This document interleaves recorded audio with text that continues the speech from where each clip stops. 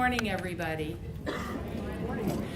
So when we think about building the culture of health, we also need to think about building the foundations of health. And today I'm going to speak about building the foundations of health for our children. And when we think about those foundational elements that will guarantee that every child has access to a healthy life, I use the Harvard Center for Developing Child framework of healthy, sound, and appropriate nutrition as the bullseye, as the target that we need to begin with. Stable, responsive, and nurturing relationships for every child in their family, in their schools, in early childhood care and education, in their communities and among their peers, and safe and supportive physical, chemical, and built environments. And I would challenge you to think, if we guaranteed this for every child would have the foundations of health they need to be a healthy adult and achieve their optimal potential. And we know, and you are you exemplify what this model says, that we know the foundations of health are really rooted in the community, in the socio-ecological model, and they start with the child, the genetics of the child, the age of the child, the family situation, and we'll talk a lot about that. They involve what community the child lives in and what resources are available for the community, and they move out into the state and regional and national levels. So in this room, we exemplify the socio-ecological factors that impact children and impact their health. And so we're going to start by talking about child nutrition, and I think this is a great definition, and this is an adequate diet. And so an adequate diet, and they're not even talking about an optimal diet, but one that contains an appropriate density of nutrients, is diverse so that it supplies adequate but not excessive amounts of nutrition, is tasty, palatable, culturally acceptable, affordable, and available year-round, and supports normal growth and development. For many years in this country, we have taken nutrition for granted. We have just assumed that children would automatically get the nutrition they need, that they would have the access to the nutrients that support healthy growth and development, but that is no longer true. And we are now looking at what we call the double burden of nutritional problems in this country, and globally for that matter. But obesity and undernutrition have been seen as separate and sometimes opposing entities. So you'll go in your communities and you'll find people working on obesity and people working on hunger and food insecurity.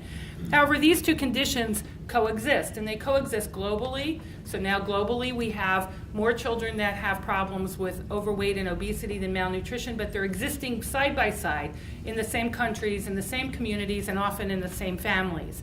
And so we now have this dual burden that in this country affects almost half of our children, either with obesity, overweight, or food insecurity.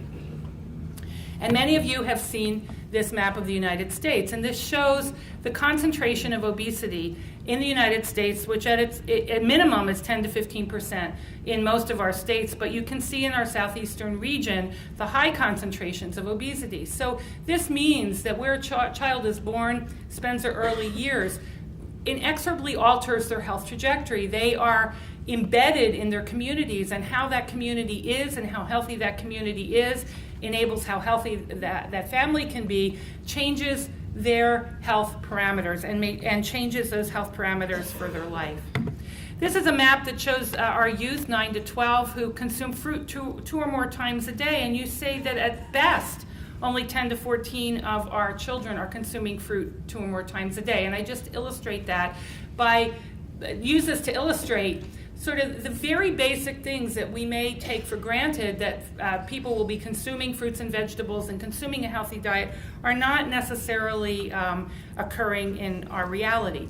These are the percent of people age 15 and older who engaged in sports or exercise on an average day. And the yellow is actually low, and coincidence, it's low in the areas that have very high rates of obesity, low also in areas that have a climate that you would think would be conducive to activity. So we have disparities, and we have disparities that are geographic, socioeconomic, affect our minority population. So each child born in this country is not getting an even shot at optimal health. And every time I see these maps, they activate me. Because they activate me when I think that just by the accident of where you happen to be born will set your health trajectory for the rest of your life often. And that is something that we are here to remedy. So we know that there are many antecedents of the obesity epidemic, and when I started my clinic in 1988, I was seeing mostly adolescents. By the time I retired last year, I was seeing babies with obesity. And we know that there have been some socioecological factors and cultural factors that have arisen. This is just tracking soda production, regular soda consumption over the course of decades, and it parallels in many ways the obesity epidemic. How many people have seen this scene? I mean, my goodness, you live on the turnpike, right? So how many of you have, raise your hands, how many of you have seen this, right? All of us have seen this.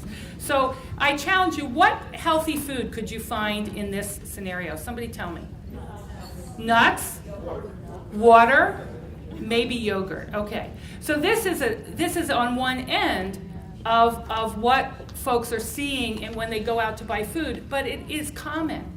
And what this really represents is the advent of man-made food, a processed food in our culture. So no longer are people getting ready access to what we would, natural food, fresh fruits and vegetables. They're getting access to highly processed foods.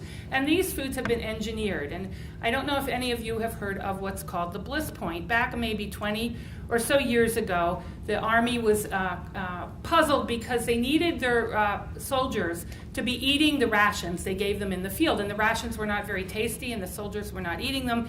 And they hired food scientists to say, make this food taste better so that our soldiers will get the calories they need. And they did. And out of that food science came a food science of palatability. And so food is now engineered to taste good, to taste so good that you will bypass satiety. You will keep eating that food.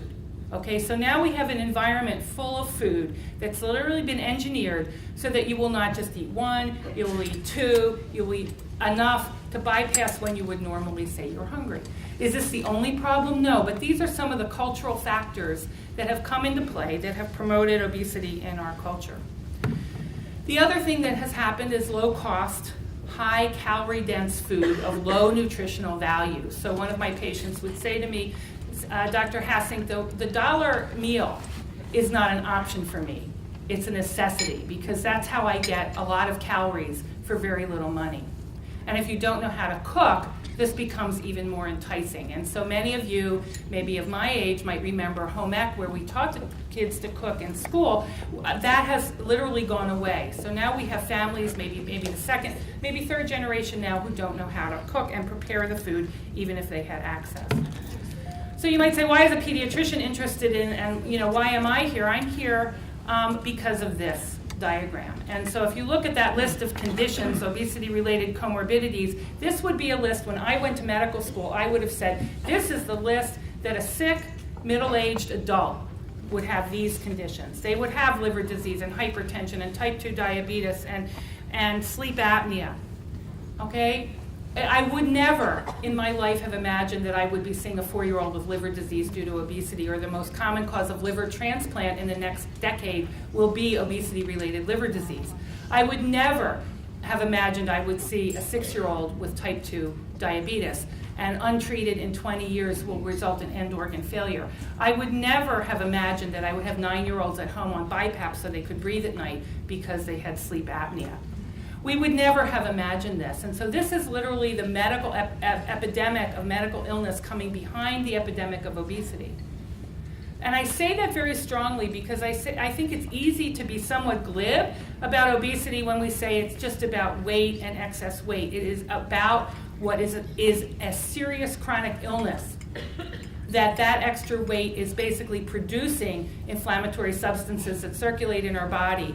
It's burdening the hearts of the children that have obesity and the adults. It's taxing their lungs. This is a serious chronic illness. And I'm staying on this point a little bit because I think when you go and you engage in advocacy, it's easy for people to say, well, it's about diet and exercise and just eat better, exercise more, but not seeing the absolute seriousness of this as a disease.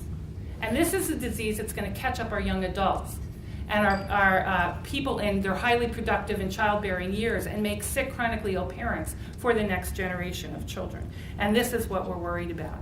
So again, we go back to what are the causes. The causes are multiple and they come from all areas of our culture. What are the solutions? They're going to have to be the same solutions. The solutions are going to have to take place across sectors, connecting all of us in working toward a solution-oriented framework for obesity.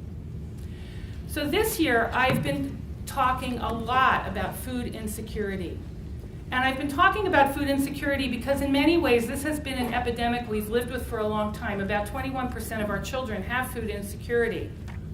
And we have lived with this problem for decades, and it has been somewhat submerged in our culture. We hear about it around Christmas time and Thanksgiving when we donate to our food banks. But what we're not always hearing is this food insecurity also gives rise to a host of problems for children and families. More frequent stomach aches, cold, more frequent hospitalizations, anemia, headaches, chronic conditions, anxiety, depression, difficulties in school. So the child having difficulty in school may have a learning disability, may have attention deficit disorder, but may be hungry. Okay, the child coming and complaining of a stomach ache may have the flu bug, may have another indigestion, but may be hungry. And we have a subterranean stream of hunger running through our culture. And if you add food insecurity, overweight, and obesity, these problems affect 50% of our children. And again, you see that food insecurity is pervasive by looking at that map of the United States. 10 to 14% in the lightest blue, 25% in the darkest blue.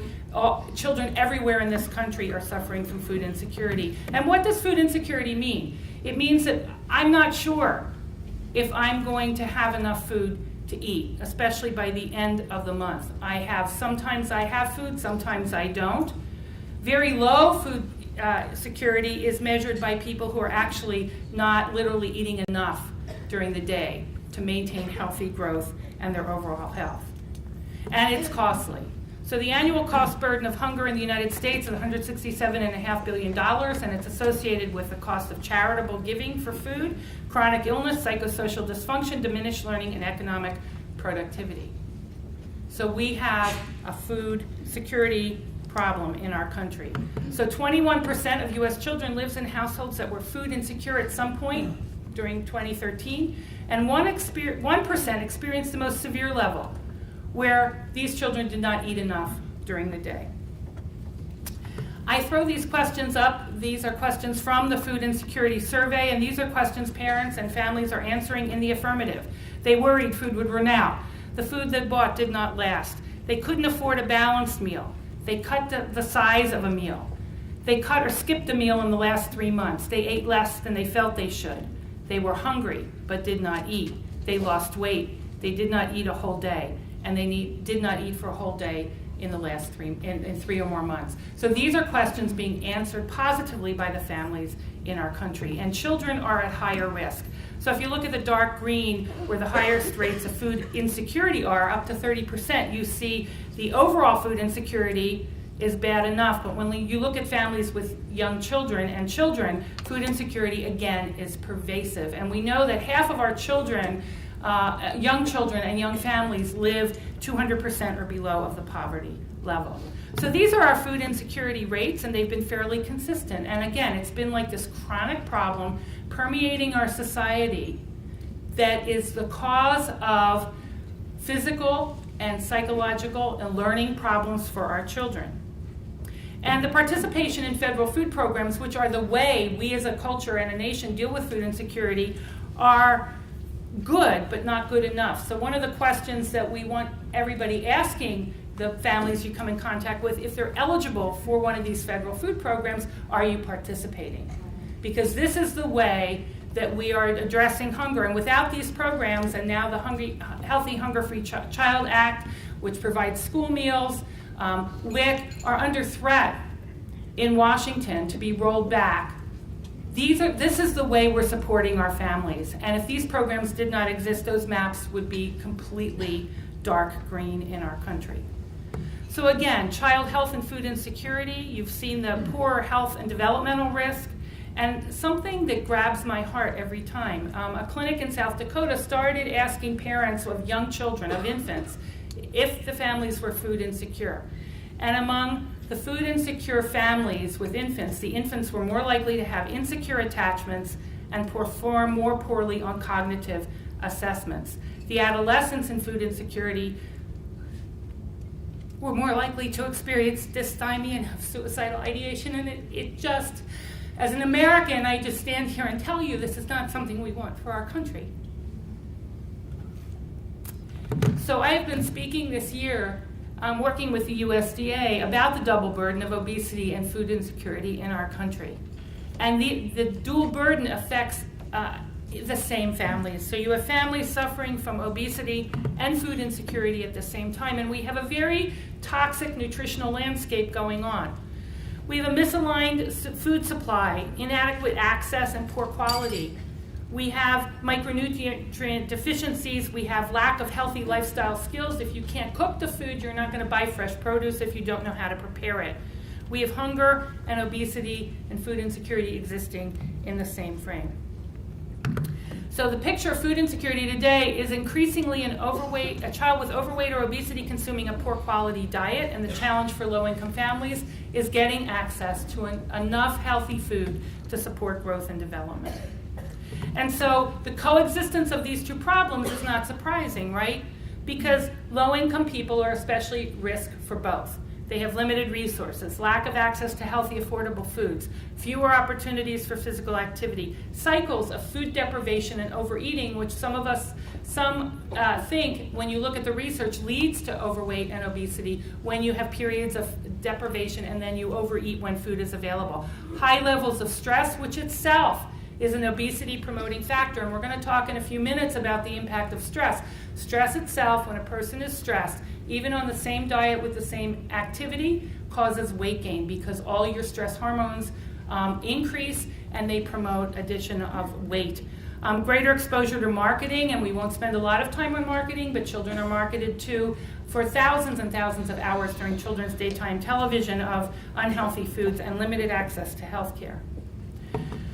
Limited resources and lack of access is something many of you are working on. Lack of full-service grocery stores and farmers markets in food deserts.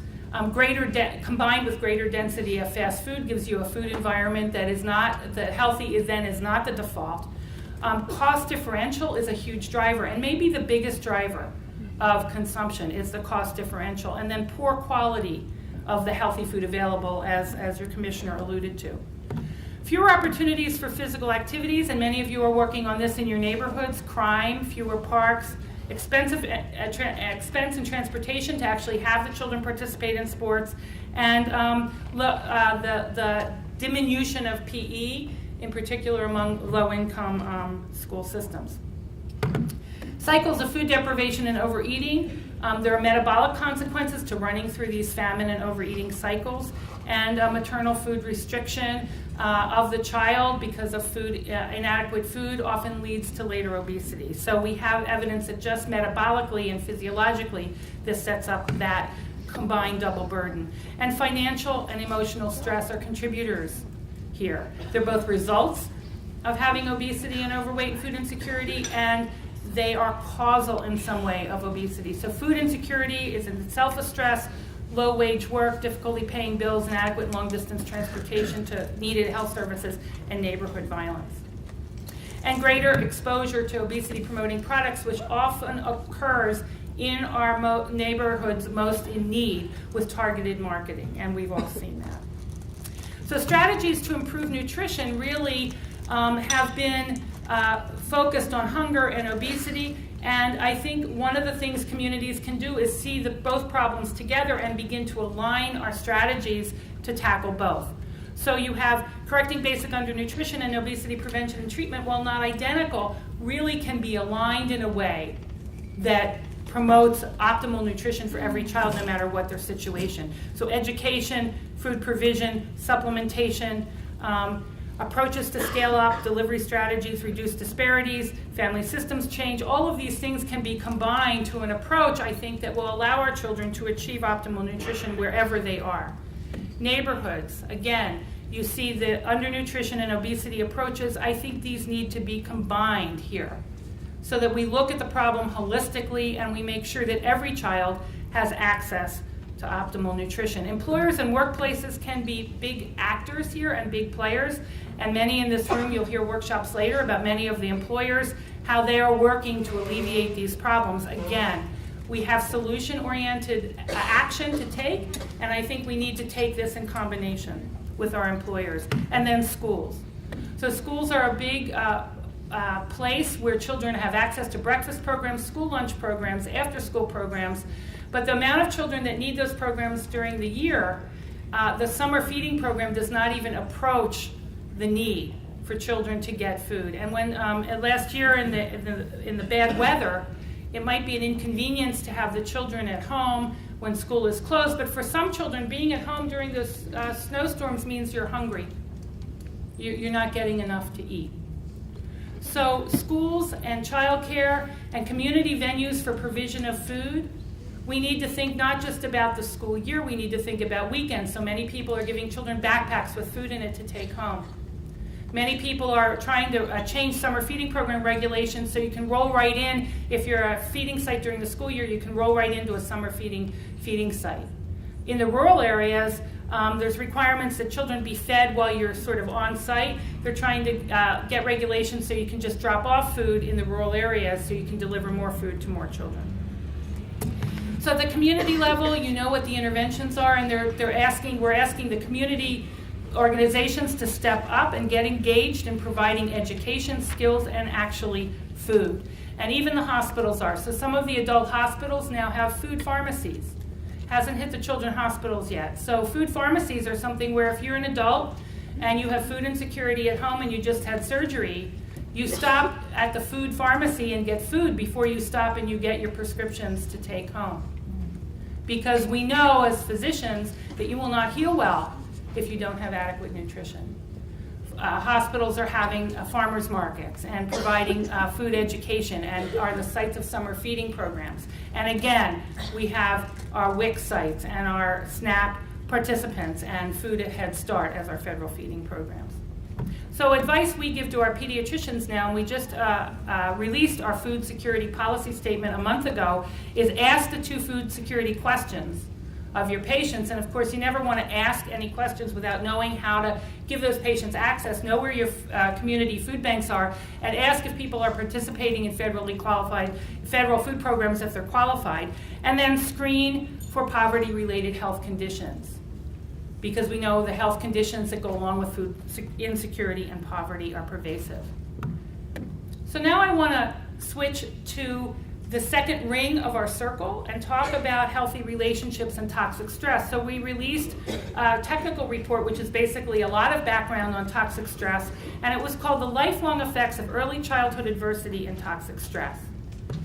And so we know that when we undergo stress, our bodies change. In our bodies, we have hormones that increase, our blood pressure increases, our blood sugar increases, our cortisol increases, and we adapt to that short-term stress. But when that stress doesn't end, we are in an altered state, and we are in a state that promotes ill health. We also have genetic responses to long-term stress through mechanisms that we could talk about a long time, but they change how our genes read out by what comes into us both behaviorally and nutritionally from our environment. We know that poverty is an incredible stress, and these are the poverty rates of children in poverty in our country. And you can see from 2000 to 2012, we've had an increase, and that red is 20% of children in poverty, and the purple is 30% of children in poverty. So poverty is an accelerator of all the stressors and other chronic illnesses and problems children and families have. And these are children in poverty, and you can imagine that it's very hard to access the foundations of health when you're living in poverty and struggling for your daily survival. So race and ethnicity also magnify the effects of poverty. So we have our minority populations harder hit. And we have a study that we need. I don't know how many of you are familiar with the ACEs, childhood ACEs, or adult ACEs.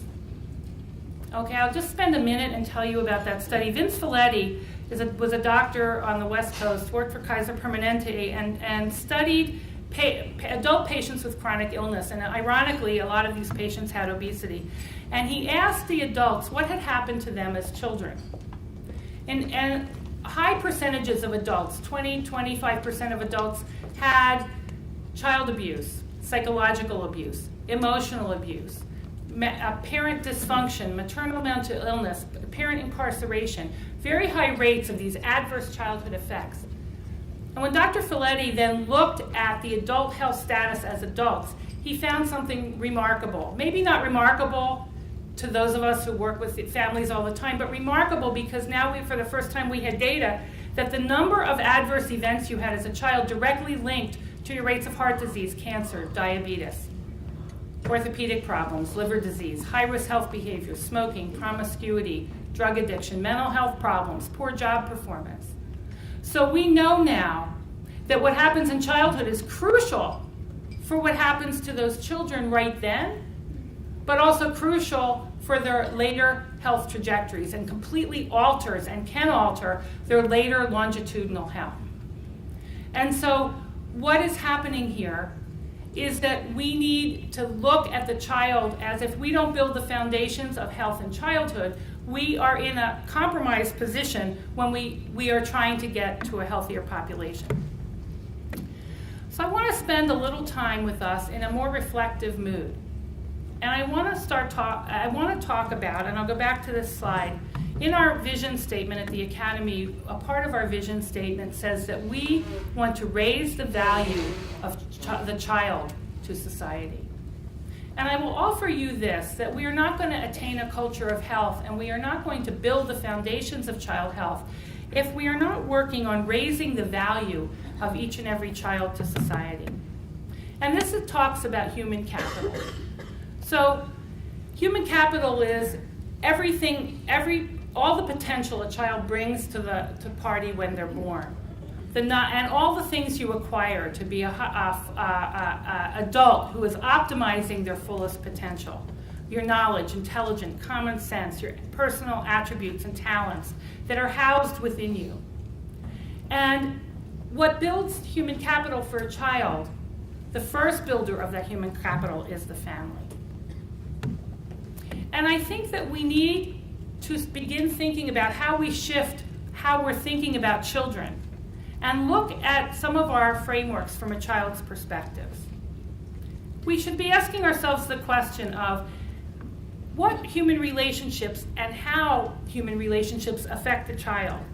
How are we focusing on the child in our families, in our institutions, in our communities, among our peers? Are we focusing on the child? I've been at many meetings this year. I was at a Medicaid 50th anniversary meeting up we had a bunch of senators there and a bunch of people involved in Medicaid. I was the only person there representing children. And if I had not been at the table, children would not have been discussed. Nobody would have mentioned the word child. And the fact that I was sitting there, people looked at me and go, Sandy will mention the children. Sandy will talk about those kids, when half the children are on Medicaid. So every place that you go is crucial, because where you are, that will be the opportunity to raise the voice of your families, your communities, and your children, and at least change the conversation. So when we look at the social capital of the family, we know that children need healthy relationships between themselves and their parents, and the adverse childhood experiences is just one of the data points that we use. We know that parents need time to invest resources and energy in that relationship.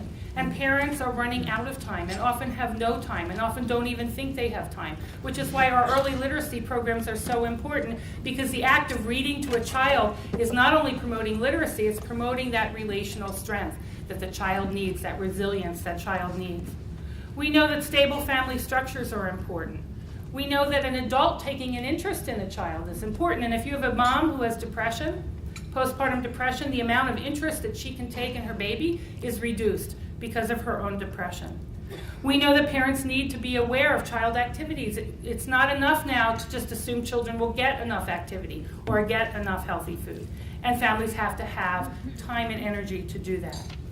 And then families, how do we support our families? By building healthy communities. So what do communities need? Well, families that are doing poorly tend to be socially isolated in their communities. They tend not to have the connectedness that allows them to gain strength from what's happening in their communities or to access the relationships in our communities. So when you're building healthy communities, we need to think about How does that help families increase their connectedness to the community, increase their awareness of what the community has to offer, increase the safety net and their participation in their local social institutions? It's not enough to come into a community and provide something to the community without being aware of, are we really working with families to connect them to what we're providing and to connect them to each other and their communities? And when families feel connected, they feel safer and they trust more. And when they feel safer and they trust more education and skill building can occur. And in the pediatrician world, the medical home in the community is one way of helping that along. Economic capital, we've talked about poverty, and of course that's essential because poverty impacts every level of child well-being and health, and if families don't have enough resources to invest in their children, those foundations of health cannot be built. And many of you have seen this curve by economist James Heckman, and it looks at if you invest early in young children and families, the return on that investment is very high. So the rate of return is very high because you're setting that child on a healthy course right from the beginning. You're not in the situation where you're taking a child who is already failing in school and trying to remediate that, or an adolescent who just got into trouble and trying to remediate that. We work along the entire continuum of child health, of course, but that early investment is so crucial, getting the children on the right path. Now, where are the young children? So the young children are not maybe yet in elementary school. They're in early child care and education, but in many states, half the children are not in early childhood care and education. So where do we find those families? We find them in the pediatrician's office, and we find them in the community sectors. We find them in WIC. We find them in our neighborhoods.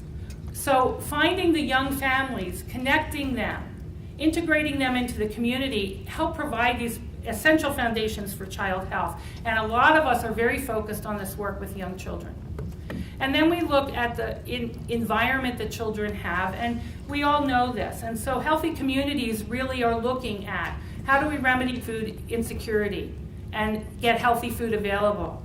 Injury rates, which are the most common cause of death in children in childhood, injury rates are higher in our disadvantaged communities, as is violence.